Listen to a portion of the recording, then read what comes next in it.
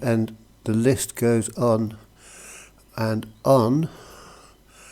It's quite extraordinary amount of information, and the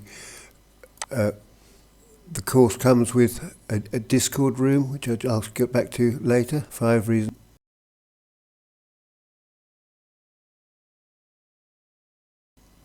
Under the webinars section, then you've got spaces which are run every week. Have a look at those very, very regularly. All the tapes and so on and so on and so forth.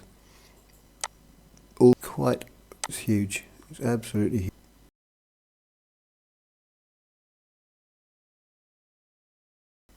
Okay, and then you move over to the Discord group, which is here.